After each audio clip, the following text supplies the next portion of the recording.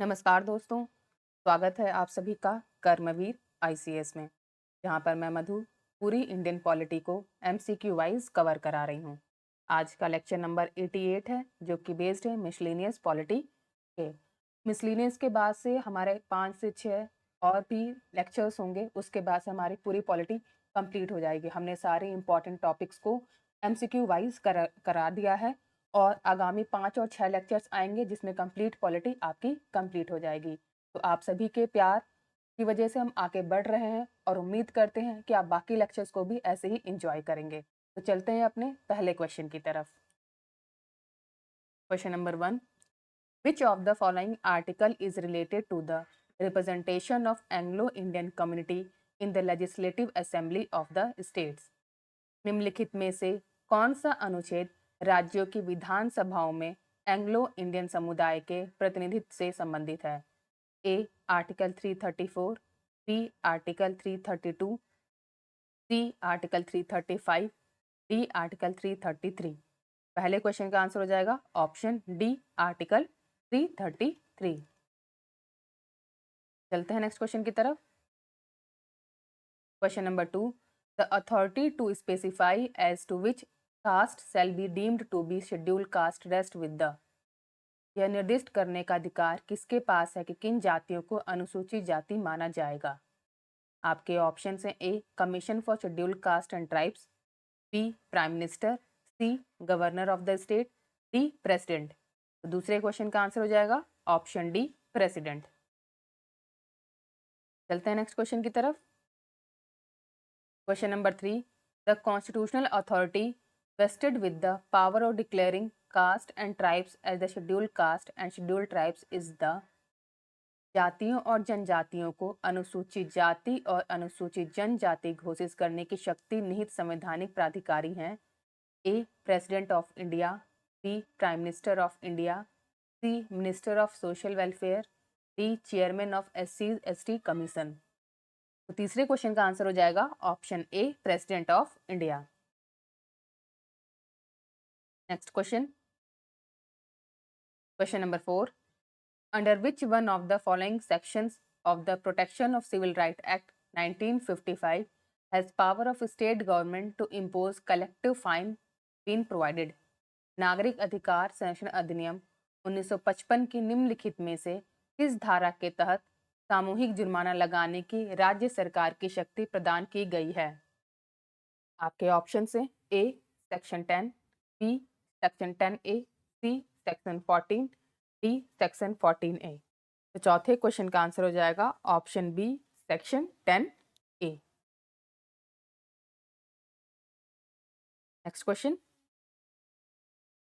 Question number 5, under which section of the scheduled caste and scheduled tribes prevention of atrocities act 1989 is economic boycott defined?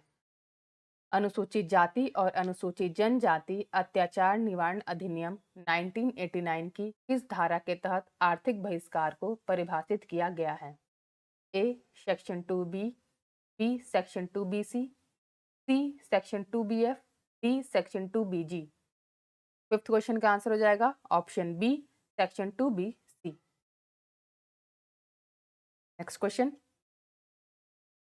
Question number 6, after the amendment in Indian Constitution by the Parliament on 14th August 2007, the number of caste in the list of scheduled caste is।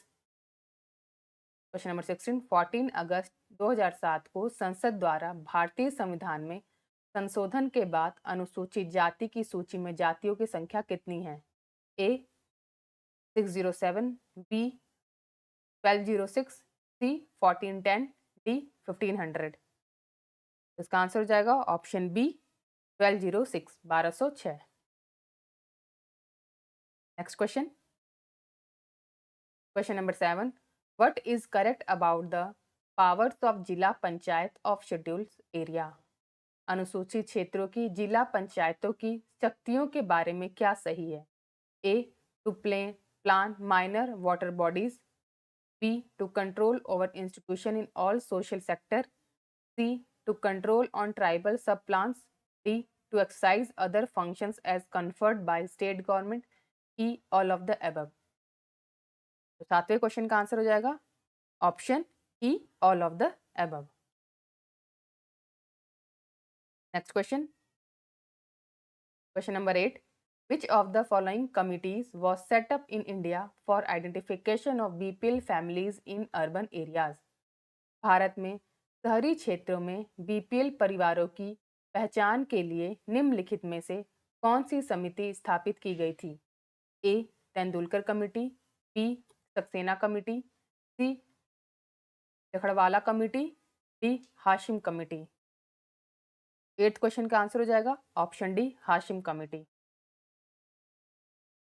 Next question, question number 9, UNO was founded in, UNO स्थापित किया गया था A 1944, B 1955, C 1946, D 1947। 9th question का answer हो जाएगा option B 1945। Next question, when is the United Nation Day observed? संयुक्त राष्ट्र दिवस कब मनाया जाता है? A 27 October, B 24 October, C 26 October, D 15 October. 10वें क्वेश्चन का आंसर हो जाएगा option B 24 October. Next question, question number 11, the number of permanent members in the United Nation Security Council is? संयुक्त राष्ट्र सुरक्षा परिषद में स्थायी सदस्यों की संख्या कितनी है? ए 6, बी 5, सी 4, डी 3। 11th क्वेश्चन का आंसर हो जाएगा ऑप्शन बी 5। चलते हैं नेक्स्ट क्वेश्चन की तरफ। Question number 12, which one of the following is not basic element of the citizen charter? निम्नलिखित में से कौन सा नागरिक चार्टर का मूल तत्व नहीं है? A, description of services being provided by department of the agency, B, promotion of various method to get benefit from the service available, C, to expect any public record, D, provision for the inspection of the agency's work.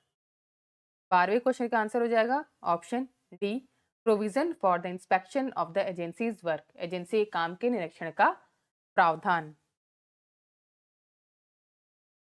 Next question, question number 13, which of the following is not a permanent member of the UN security council? निम्नलिखित में से कौन संयुक्त राष्ट्र सुरक्षा परिषद का स्थायी सदस्य नहीं है? ए, जर्मनी, बी, फ्रांस, सी, ग्रेट ब्रिटेन, डी, चाइना। इसका आंसर क्या हो जाएगा option A, Germany. Next question, question number 14, which of the following countries was not elected in June 2020 as a non-permanent member of United Nations Security Council for the year 2021-22? निम्नलिखित में से किस देश को जून 2020 में वर्ष 2021-2022 के लिए संयुक्त राष्ट्र सुरक्षा परिषद के गैर स्थायी सदस्य के रूप में नहीं चुना गया था? ए, आयरलैंड, बी, नॉर्वे, सी, मैक्सिको, डी, कनाडा। इसका आंसर क्या हो जाएगा ऑप्शन डी, कनाडा। इस क्वेश्चन को आप लोग अपडेट कर दीजिएगा करंट मेंबर से, जो भी चुने जाते हैं, ठीक है, नॉन परमानेंट मेंबर, तो उसको आप लोग अपडेट कर लीजिएगा। 14th का आंसर हो जाएगा option D. Next question, question number 15, according to United Nation charter which of the following statements is not true regarding exercise of veto power in the security council? संयुक्त राष्ट्र charter के अनुसार सुरक्षा परिषद में वीटो शक्ति के प्रयोग के संबंध में निम्नलिखित में से कौन सा कथन सत्य नहीं है? A, for security council decision on every procedural matter there should be 9 affirmative votes of its member including the 5 votes of 5 permanent member. प्रत्येक प्रतिक्रियात्मक मामले पर सुरक्षा परिषद के निर्णय के लिए उनके सदस्यों के 9 सकारात्मक वोट होने चाहिए, जिन्हें 5 स्थायी सदस्यों के 5 वोट शामिल हैं। B, every permanent member of Security Council may be use of veto power withhold acceptance on any decision. सुरक्षा परिषद का प्रत्येक स्थायी सदस्य वीटो शक्ति का उपयोग करके किसी भी निर्णय पर स्वीकृति रोक सकता है। C, the word veto has been used under Article 27 of UN Charter so that any permanent member may stop a resolution going to be passed with a majority. Veto शब्द का प्रयोग संयुक्त राष्ट्र चार्टर के अनुच्छेद 27 के तहत किया गया है, ताकि कोई भी स्थायी सदस्य बहुमत से पारित होने वाले प्रस्ताव को रोक सके। D, any member of Security Council may use veto power to stop a resolution going to be passed with the majority. सुरक्षा परिषद का कोई भी सदस्य बहुमत से पारित होने वाले किसी भी प्रस्ताव को रोकने के लिए वीटो शक्ति का उपयोग कर सकता है। इसमें कथन कौन सा गलत है? Option D, any member of security council may use veto power to stop resolution going to be passed with the majority. ये गलत स्टेटमेंट है। D is the right answer.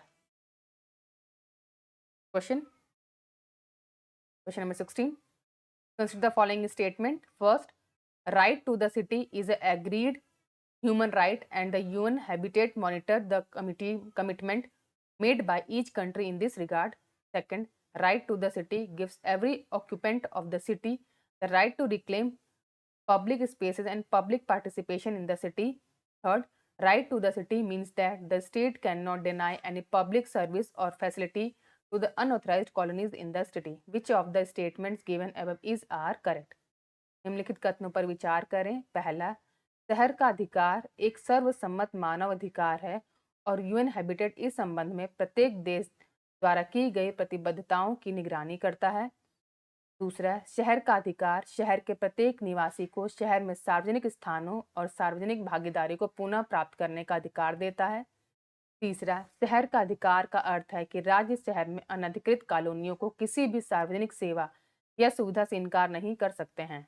ऊपर दिए गए कथनों में से कौन सा सही है ये आपको बताना है। तो 16th क्वेश्चन का आंसर क्या हो जाएगा? जो पहला स्टेटमेंट है, right to the city is a agreed human right and the human habitat monitors the commitment made by each country in this regard, ये स्टेटमेंट बिल्कुल सही है। दूसरा स्टेटमेंट क्या करेगा? Right to the city gives every occupant of the city the right to reclaim public spaces and public participation in the city, ये भी बिल्कुल सही स्टेटमेंट है। और आपसे सही स्टेटमेंट पूछ रहा है तो पहला और दूसरा स्टेटमेंट बिल्कुल सही है। तो इसका आंसर क्या हो जाएगा? Option C is the right answer. चलते हैं नेक्स्ट क्वेश्चन की तरफ। Question number 17. Consider the following statement. First, the United Nations Convention Against Corruption (UNCAC) has a protocol against the smuggling of migrants by land, sea, and air. Second, the UNCAC is the ever first legally binding global anti-corruption instrument. Third, a highlight of the United Nations Convention Against Transnational Organized Crime (UNTOC) is the inclusion of a specific chapter aimed at returning assets to their rightful owner from whom they had been taken illicitly. 4. The United Nations Office on Drugs and Crime is mandated by its member states to assist in the implementation of both UNCAC and UNTOC. Which of the statement given above is are correct? 17th question का answer क्या हो जाएगा? बताइए इसका answer क्या हो जाएगा? एक बार इसको समझ लेते हैं क्वेश्चन को हिंदी में। निम्नलिखित कथनों पर विचार करें। पहला, भ्रष्टाचार के खिलाफ संयुक्त राष्ट्र कन्वेंशन में भूमि, समुद्र और वायु द्वारा प्रवासियों की तस्करी के खिलाफ प्रोटोकॉल है। दूसरा, यूएनसीएसी अब तक का पहला कानूनी रूप से बाध्यकारी वैश्विक भ्रष्टाचार विरोधी उपकरण है। तीसरा, ट्रांसनेशनल ऑर्गेनाइज्ड क्राइम के खिलाफ संयुक्त राष्ट्र कन्वेंशन का एक मुख्य आकर्षक एक विशिष्ट अध्याय का समावेश है जिसका उद्देश्य संपत्तियों को उनके सही मालिकों को लौटाना है जिनसे वे अवैध रूप से ली गई हैं। चौथा, ड्रग्स और अपराध पर संयुक्त राष्ट्र कार्यालय को इन सदस्यों राज्यों द्वारा यूएनसीसी और यूएनटीओसी दोनों के कार्यान्वयन में सहायता करने का आदेश दिया गया है। इनमें से कौन सा कथन सही है ये आपको बताना है। तो कौन कौन से स्टेटमेंट सही हैं ये आपको बताना है। देखो, जो दूसरा स्टेटमेंट कह रहा है कि the UNCAC is the ever first legally binding global anti corruption instrument, बिल्कुल सही स्टेटमेंट है। और चौथा स्टेटमेंट क्या कह रहा है कि the United nation office on drugs and crime UNODC is mandated by its member state to assist in the implementation of both UNCAC and UNTOC, ये भी स्टेटमेंट बिल्कुल सही है। तो दूसरा और चौथा स्टेटमेंट इसमें सही है। तो 17th क्वेश्चन का आंसर क्या हो जाएगा? ऑप्शन सी, क्योंकि हमें सही स्टेटमेंट बताना था। तो C is the right answer. चलते हैं नेक्स्ट क्वेश्चन की तरफ। Question number 18. Who among the following has been the first African UN secretary general? निम्नलिखित में से कौन पहले अफ्रीकी संयुक्त राष्ट्र महासचिव रहे हैं? A, Ban Ki Moon, B, Javier Perez de Cuellar, C, Boutros Boutros Ghali, D, U थाट। इसका आंसर क्या हो जाएगा? Option C, Boutros Boutros Ghali. Question question number 19, who is the present secretary general of the United Nation organisation?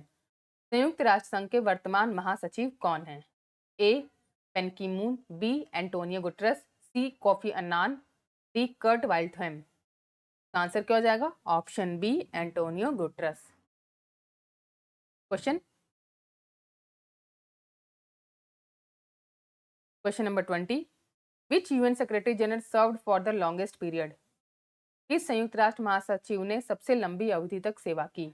A ट्राइगवे zoom, Lie, B Kurt Waldheim, C Javier Perez de Cuellar, D U Thant. इसका answer क्या हो जाएगा? Option C U Thant, D U Thant. Next question number 21, the head of state of United Kingdom is? United Kingdom का राष्ट्र प्रमुख है A queen Elizabeth first, B queen Elizabeth second, C queen Elizabeth third, D queen Elizabeth fourth. None of the above या more than one of the above. तो इसका answer क्या हो जाएगा? Option B queen Elizabeth second. Next question number 22, world main language are? First Chinese, second English, third Hindi, fourth Spanish. Which one of the given language is not a official language of United Nation? Choose correct answer using code किलो। विश्व की प्रमुख भाषाएं हैं चीनी, अंग्रेजी, Hindi, Spanish. दी गई भाषाओं में से कौन सी संयुक्त राष्ट्र की आधिकारिक भाषा नहीं है?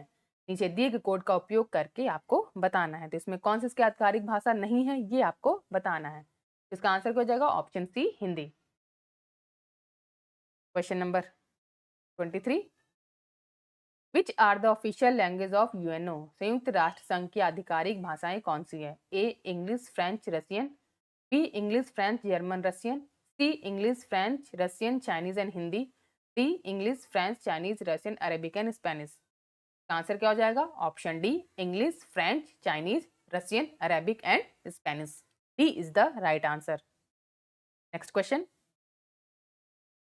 Number 24, who among the following has been the first person to deliver his speech in Hindi at UNO? निम्नलिखित में से कौन यूएनओ में हिंदी में अपना भाषण देने वाले पहले व्यक्ति रहे? A Swami Vivekananda, B Lal Bahadur Shastri, C Atal Bihari Vajpayee, D none of the above. Answer क्या हो जाएगा? Option C Atal Bihari Vajpayee. Next question number 25, who was the permanent representative of India to the UN before Syed Akbaruddin? Syed Akbaruddin से पहले संयुक्त राष्ट्र में भारत का स्थायी प्रतिनिधित्व कौन था? A Hardeep Singh Puri, B Shashi Tharoor, C Ashok Kumar Mukherjee, D Nirupam Sen, E none of the above, more than one of the above. तो 25वें क्वेश्चन का आंसर हो जाएगा option C Ashok Kumar Mukherjee. C is the right answer. तो आज हमने सेट ऑफ 25 क्वेश्चंस को कंप्लीट कर लिया है। अगर आप सभी को ये सीरीज अच्छी लग रही है तो प्लीज लाइक कीजिए, कमेंट कीजिए और सब्सक्राइब कीजिए हमारे चैनल कर्मवीर आईसीएस को। साथ ही साथ अपने सुझाव को भी कमेंट सेक्शन में जरूर लिखिए, जिससे कि हम और भी बेहतर और क्वालिटी लेक्चर्स आप सभी के लिए ला सकें। Thank you for watching.